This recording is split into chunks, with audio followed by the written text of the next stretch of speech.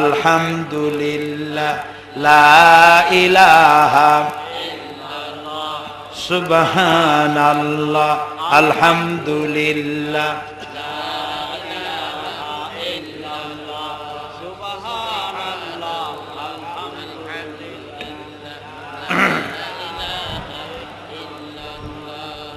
প্রিয় ভাই সব। আরেকটি হাদিস, আন আবি হুরায়রা রাদিয়াল্লাহু তাআলা আনহু আন নবী সাল্লাল্লাহু আলাইহি ওয়াসাল্লাম قال رغم انفه ثم رغم انفه ثم رغم انفه। রাসূলুল্লাহ বলছেন, হযরত আবু হুরায়রা হাদিসটি বর্ণনা করছেন, রাসূলুল্লাহ বলছেন, সেই ব্যক্তি অপমানিত হোক, সেই ব্যক্তি অপমানিত হোক, সেই ব্যক্তি অপমানিত হোক। কিলা মান ইয়া রাসূলুল্লাহ, তারা প্রশ্ন করলেন, হে রাসূল আপনি কার সম্পর্কে বলছেন? রাসূলুল্লাহ বলছেন, মান আদরাকা ওয়ালিদাইহি ইনদাল কিবারে আও আহাদুহুমা সুম্মা লাম ইয়াদখুলিল জান্নাহ। আল্লাহর নবী বলেন, আমি ওই সব লোকদের কথা বলি যারা পিতামাতা দুইজন অথবা দুইজনের একজনকে নিজের জীবদ্দশায় পেল আর তাদের খেদমত করে নিজের জন্য জাহান্নাম হারাম করতে পারলো না, তার মতো হতভাগ্য পৃথিবীতে আর কেউ নাই। নিজের জন্য জান্নাত ওয়াজিব করতে পারলো না আর জাহান্নাম হারাম করতে পারলো না, ওর মতো হতভাগ্য আর কেউ নাই। হযরতে আবু দাউদের এক হাদিসে এসেছে, আব্দুল্লাহ ইবনে আমর রাদিয়াল্লাহু তাআলা আনহুমা বলছেন, রাসূলের কাছে এক যুবক এসে বললেন, ইয়া রাসূলুল্লাহ আমি আমার মায়ের বিরুদ্ধে আপনার কাছে অভিযোগ জানাতে এসেছি। কি অভিযোগ? কয় যে আমার মায়ের মেজাজ খুব খারাপ। রাসূলুল্লাহ বললেন, তোমার মা যখন তোমারে পেটে নিয়ে 8 মাস 10 মাস ঘোরাঘুরি করছে তখন তো তার মেজাজ খারাপ ছিল না। সাহাবী বলছেন, হে রাসূল আমি সত্যি বলছি আমার মায়ের মেজাজ দারুণ খারাপ। রাসূলুল্লাহ বললেন, তোমার মা যখন রাতের পর রাত জাগতো এবং তোমাকে দুধ পান করাতো তখন তো তার মেজাজ খারাপ ছিল না। সাহাবী বলছেন, হে রাসূল আমি আমার মায়ের সে দুধের হক আদায় করে দিছি। কিভাবে? তো তিনি বললেন যে আমি আমার মাকে ঘাড়ে করে হজ করেছি, বুড়ি মানুষ ঘাড়ে করে হজ করেছি, তাওয়াফ করেছি, মিনা মুজদালিফা করেছি, সব করেছি। আমি আমার মায়ের দুধের হক আদায় করে দিয়েছি। প্রিয় নবী সাল্লাল্লাহু আলাইহি সাল্লাম বলছেন, তুমি কি তোমার মায়ের সেই কষ্টের বদলা দিতে পারো যা তুমি তোমার মা তোমাকে ভূমিষ্ঠ করার সময়, প্রসব করার সময় তোমার মা যে কষ্ট করেছিল তুমি কি সারা জীবনেও সেইটার প্রতিদান দিতে পারবে? সুবহানাল্লাহ। এই জন্য মা বাপের প্রতি ইহসান করতে হবে, তাদেরকে ভালোবাসতে হবে। তবে এরকম বহু লোক আছে আমাদের মধ্যে যে মা বাপকে খারাপ ব্যবহার করেছে, ইতিমধ্যে মা বাপ মারা গেছে। হইতে পারে এরকম লোক মাহফিলের মধ্যে আছে, মা বাপ মারা গেছে, এখন আজকেই ওয়াজ শুনলো, মা বাপের জন্য খেদমত করা ছিল ফরজ, এই দায়িত্ব তো পালন করতে পারি নাই, এখন কি হবে? রাসূলুল্লাহ বলছেন, মাতা পিতার মৃত্যুর পরে সন্তানের 4টি হক আছে। কয়টি হক? মুখস্থ করেন, কয়টি হক? মা বাপ মরে যাওয়ার পর সন্তানের উপরে 4টি হক। একটা হলো খেসার আদ-দুআউ লাহুমা, মা বাবার জন্য দোয়া করা, ওয়াল ইস্তিগফারু লাহুমা, এবং তাদের জন্য আল্লাহর কাছে ক্ষমা চাওয়া, ওয়া ইনফাযু আহদিহিমা, এবং তাদের ওয়াদাকে পূরণ করে দেওয়া, ওয়া ইকরামু সাদিকিহিমা, আর তাদের বন্ধু বান্ধবের সাথে সদ্ব্যবহার করা। মা বাপের বন্ধু বান্ধবী যারা আছে তাদের সাথে সদ্ব্যবহার করা। এখন এই অবস্থা যদি কেউ করতে পারে, তাদের জন্য দোয়া করা, তো আল্লাহ রাব্বুল আলামিন তাদেরকে মেহেরবানি করবেন এবং তাদেরকে গুনাহ খাতা আল্লাহ তাআলা মাফ করে দিবেন। এখন মাতা পিতা যদি অমুসলিম হয় তাহলে কি হবে সেই কথাটা সামনের আয়াতে আসতেছে। আল্লাহ রাব্বুল আলামিন বলেন, ওয়া ইন জাহাদাকা আলা আন তুশরিকা বিমা লাইসা লাকা বিহি ইলম ফালা তুতি'হুমা ওয়া সাহিবহুমা ফিদ দুনিয়া মা'রুফা ওয়াত্তাবি' সাবিলা মান আনাবা ইলাইয়া সুম্মা ইলাইয়া মারজি'উকুম ফাউনাব্বিউকুম বিমা কুনতুম তা'মালুন। ওয়াইন জাহাদাকা, আর যদি তোমাদের পিতামাতা তোমাদের উপরে চাপ সৃষ্টি করে আল্লাহর সাথে শরীক করার জন্য এমন জিনিস যা তুমি জানো না, ফালা তুতি'হুমা, তাহলে ওই মাতা পিতার ওই কথা মানা যাবে না। মাতা পিতার সব হুকুম মানা যাবে, কিন্তু এমন কোন হুকুম মানা যাবে না যে হুকুম মানতে গেলে আল্লাহর সাথে নাফরমানি হয়। এই আয়াতটি নাজিলের একটা প্রেক্ষাপট আছে। হযরতে আবু আইয়ুব রাদিয়াল্লাহু তাআলা আনহু, তিনি যখন ইসলাম কবুল করেছিলেন তখন অমুসলিম পিতামাতার প্রতি আচরণের কথা তার কাছে আসলো। অর্থাৎ তিনি ইসলাম কবুল করার পর তার মা তাকে জিজ্ঞেস করলেন যে তোমার ইসলামে তো আছে মা বাবার কথা শুনতে হবে, তুমি ইসলাম কবুল করেছো এটা আমার সহ্যের বাইরে, তুমি ইসলাম পরিত্যাগ করো, না করা পর্যন্ত আমি ভাত পানি কিছু গ্রহণ করব না। বিপদ হয়ে গেল না? তখন এই সাহাবী গিয়ে রাসূল করিম সাল্লাল্লাহু আলাইহি সাল্লামের কাছে গিয়ে নালিশ করলেন, ফরিয়াদ করলেন, হে রাসূল আমি এখন কি করব? আমার মা খাওয়া দাওয়া বাদ দিয়ে দিয়েছে, আমাকে ইসলাম পরিত্যাগ করার জন্য বলছে। রাসূলুল্লাহ বললেন মা বাবার সব কথা মানা যাবে, কিন্তু আল্লাহর সাথে রাসূলের সাথে নাফরমানি হয় এমন কোনো কথা মানা যাবে না। তবে পিতামাতা যদি কাফের হয়, মুশরিক হয়, তাদের প্রতি সদ্ব্যবহার করতে হবে আর তাদের জন্য আল্লাহর কাছে দোয়া করতে হবে। হযরতে আবু হুরায়রা রাদিয়াল্লাহু তাআলা আনহু, তিনি ইসলাম কবুল করার পর তার মা ইসলাম কবুল করে নাই। একদিন হযরতে আবু হুরায়রা রাসূলুল্লাহর দরবারে এসে রাতের বেলায় কাঁদতেছিলেন। আল্লাহর নবী প্রশ্ন করলেন, আবু হুরায়রা কাঁদো কেন? হযরত আবু হুরায়রা বলেন, ইয়া রাসূলুল্লাহ, হে মা আমাকে মেরেছেন। তিনি প্রশ্ন করলেন, মা মারলো কেন? বেয়াদবি করেছো নাকি? হযরত আবু হুরায়রা বলেন, না, কোনো বেয়াদবি করি নাই। তাহলে মারলো কেন? হযরত আবু হুরায়রা বলেন, ইয়া রাসূলুল্লাহ, আমি আপনার দরবার থেকে গভীর রাত্রে বাড়ি ফিরে গিয়েছিলাম। আমার মা আমাকে প্রশ্ন করলো, আবু হুরায়রা কোথায় ছিলি? আমি বললাম, আমার মা এই পৃথিবী যার পায়ের উপরে চুমা খাইতে পারলে ধন্য হয়ে যায়, আমি সেই রাসূলের কাছ থেকে এসেছি। মা আমাকে বলল, আবু হুরায়রা হয় আমার বাড়ি ছাড়বি না হয় রাসূলের বাড়ি ছাড়বি।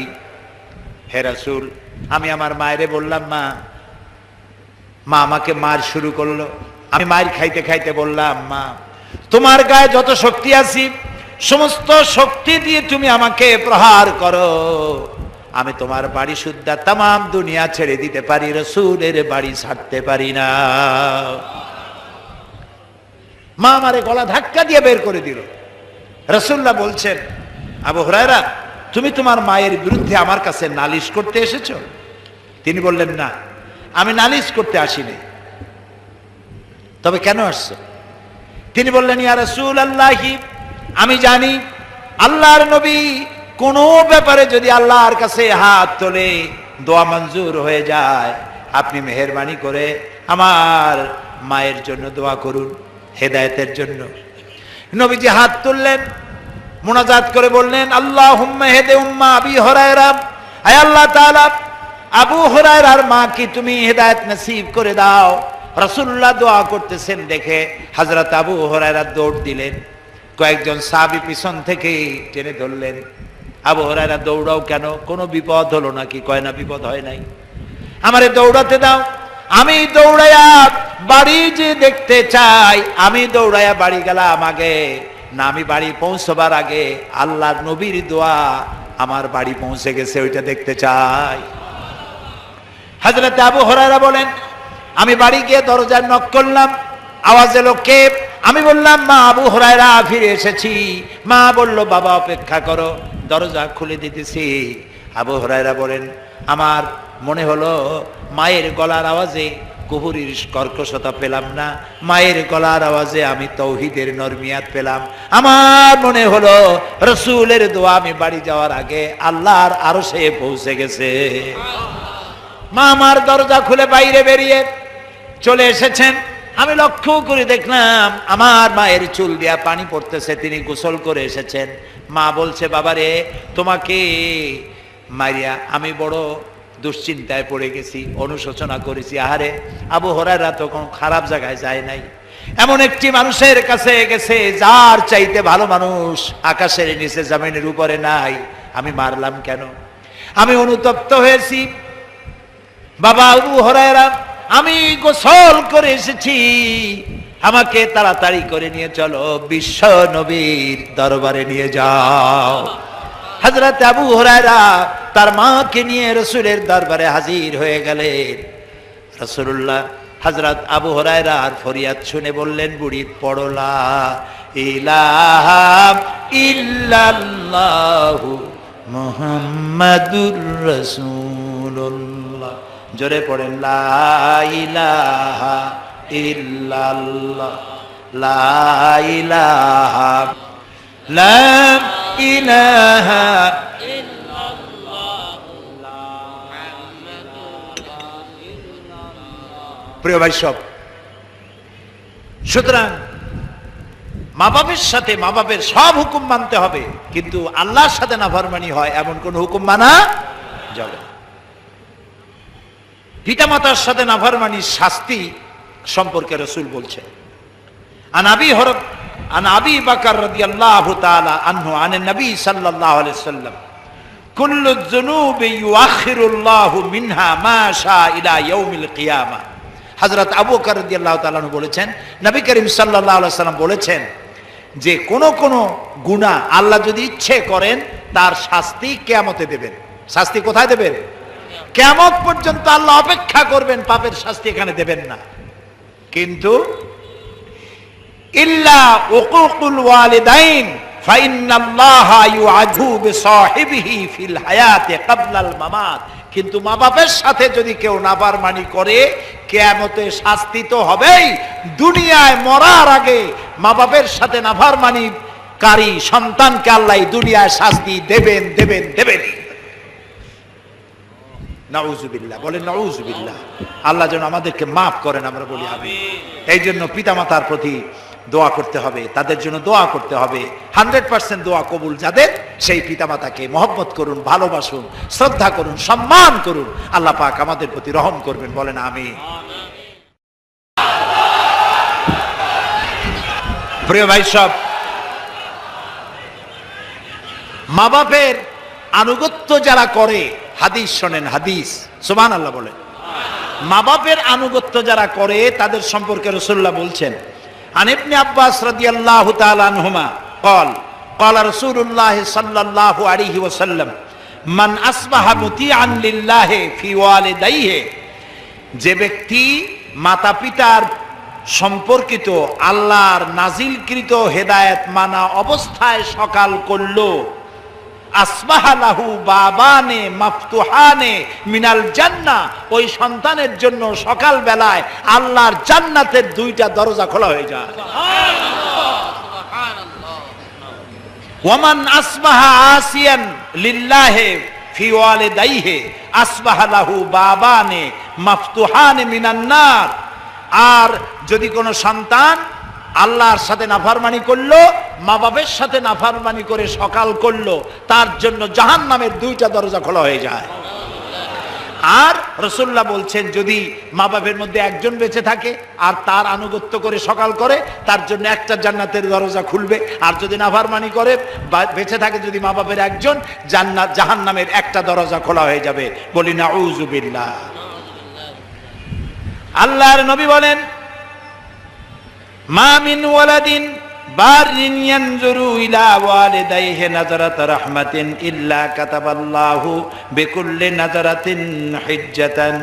আল্লাহ তাআলা বলেন হিজ্জাতাম মাবরুরাতান।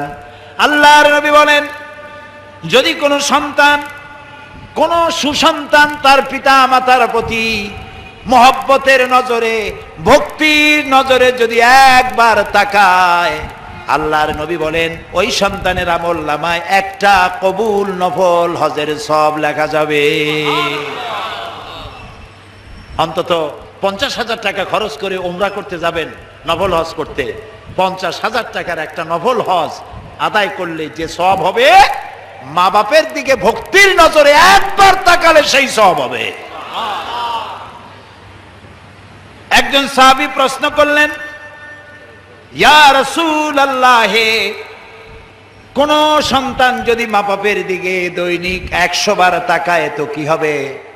আল্লাহর নবী বলেন, আল্লাহর নিয়ামতের ভান্ডারে কোনো অভাব নাই।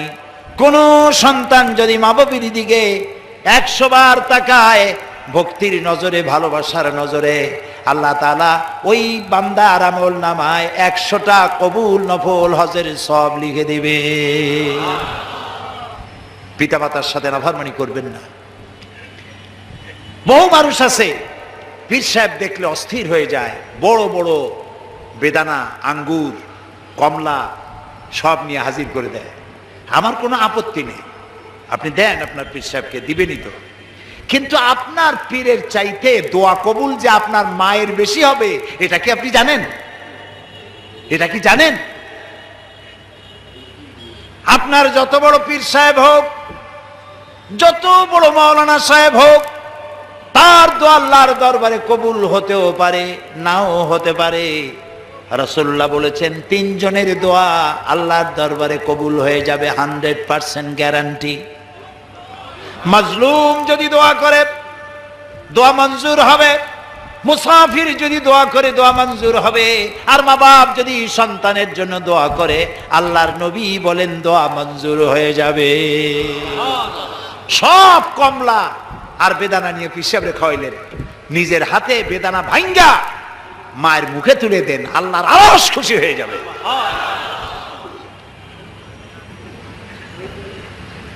খারাপ লাগে শুনতে না ভালো লাগে? কপাল ভালো হোক সেই কথা আমরা বলতে চাই কোরআন আর হাদিস দিয়ে। আমরা আমাদের কিসমত খারাপ করে ফেলাইছি। যেখানে দোয়া কবুল হওয়ার 100% গ্যারান্টি, সেখানে যাই না। আর পীর সাহেবের দাওয়াত করিয়া পোলাও, কোরমা, কালিয়া কোপ্তা, ফিরনি, জর্দা, গাপ, চালটা, জম্বের খাওয়ায়। আর মা বুড়া হয়ে গেছে, বাপ বুড়া হয়ে গেছে, একটু খাওয়াইতে পারেন না যত্ন করিয়া? বরং বলে বাপ বুড়া হয়ে গেছে, মা বুড়ি হয়ে গেছে, আগের মতো রোজগার করতে পারে না, মায়ে আগের মতো কাম করতে পারে না, বাপে আগের মতো রোজগার করতে পারে না। কয় বুড়া মরে না কে, বুড়ি মরে না কে? বউর কথা মতো মায়ের সাথে মুখ কালো করে থাকে, মায়ের সাথে ঝগড়া করে, কুলাঙ্গার সন্তান।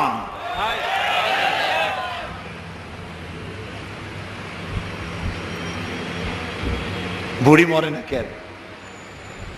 এই বুড়ি তোমার যখন অসুখ হয়েছিল ডাক্তারও সারতে পারে না, তোমার মা ডাক্তার ওষুধ দিয়ে বাড়ি গিয়া ঘুমাইছে, তোমার বাবাও ঘুমিয়েছে, তোমার মা তোমার শিওরে বসে বসে রাত কাঁদছে আর বলছে, আল্লাহ আমার জীবনের বিনিময়ে আমার বাসারে বাঁচায় দাও, আমার সন্তানটারে বাঁচায় দাও। যে মা কানলো আর বললো, আল্লাহ আমার জীবনের বিনিময়ে আমার সন্তানটারে বাঁচাও, আর তুমি আজ বলছো বুড়ি মরে না কেন? কত বড় কপাল পোড়া, বেঈমান, নাফরমান। প্রিয় ভাই সব, হৃদয়ের সবটুকু আবেগ উজাড় করে দিয়ে বলছি, আমি পীর সাহেবদের বিরোধী নই, আমি নিজেও পীরের সন্তান। আমার আব্বা আমার চাচা দুজনই ফুরফুরার মুজাদ্দিদে জামান হযরত আবু বকর সিদ্দিকী রাহমাতুল্লাহ আলাইহির খলিফা, তাদের হাজার হাজার মুরিদ আছে। পীর মুরিদি আমিও করতে পারতাম, পীর মুরিদি শুরু করলে মুরিদের বাজার আমার কম গরম হইতো না বাংলাদেশে। আমি পীর বিরোধী নই, আমি আমাদের অভ্যাসে কিছু অভ্যাস খারাপ হয়েছে সেগুলিকে সংশোধন করতে চাই। পীরকে হাদিয়া দেন, দাওয়াত দেন, আমার কি আপত্তি তাতে? আমার আপত্তি দোয়া কবুল হবে যেখানে, সেখানে তো যাই না। যেখানে কবুল হওয়ার সম্ভাবনা কম হইতেও পারে, নাও হইতে পারে, সেইখানে সব পরিশ্রম, সেই জায়গায় যাইয়া পাও চাটেন, পায়ের উপরে কদম মুসিদ দিয়ে পড়ে থাকেন কেন? মা খাটের উপরে শোয়া আছে, খাটের নিচে আপনি বসেন, মায়ের পায়ের তলায় চুমা খান, জাহান্নাম হারাম করে দিবেন আল্লাহ তাআলা। পিতামাতার আনুগত্য করুন, ভালোবাসুন। কোরআন এবং হাদিসের শুধু মা বাপের কথা যদি বলতে থাকি রাত ফুরিয়ে যাবে, শেষ করতে পারবো না। প্রিয় ভাই, আল্লাহর নবী মসজিদে নববীতে বসে আছেন, সাহাবায়ে কেরাম সামনে বসা। একজন বুড়ি মসজিদে প্রবেশ করলেন, হযরতে নবীজি দাঁড়ায় গেলেন। কাছে আসার পর নবীজি গায়ের চাদরটা বিছায় দিলেন। সাহাবায়ে কেরাম অবাক হয়ে দেখতে লাগলেন। বুড়ি যখন চলে গেলেন, সাহাবীরা জিজ্ঞেস করলেন, ইয়া রাসূলুল্লাহ, একজন মেয়ে লোকের জন্য আপনার নিজের গায়ের চাদর বিছায় দিলেন, কিছুই বুঝতে পারলাম না। আল্লাহর নবী বলেন, সাহাবীরা, তোমরা চিনতে পারো না এই মহিলাকে? আমি আমার মায়ের যত্ন পাই নাই। মায়ের কোলে কাখে চড়ে মায়ের দুধ খেয়ে বড় হয় কেমনে, ওই যত্ন আদর আমার কিসমতে হয় নাই। যে মায়ের কোলে কাকে চড়ে, যে মায়ের বুকের দুধ খেয়ে আমি বড় হয়েছি, ইনি আমার সেই দুধ মা হযরতে হালিমাতুস সাদিয়া।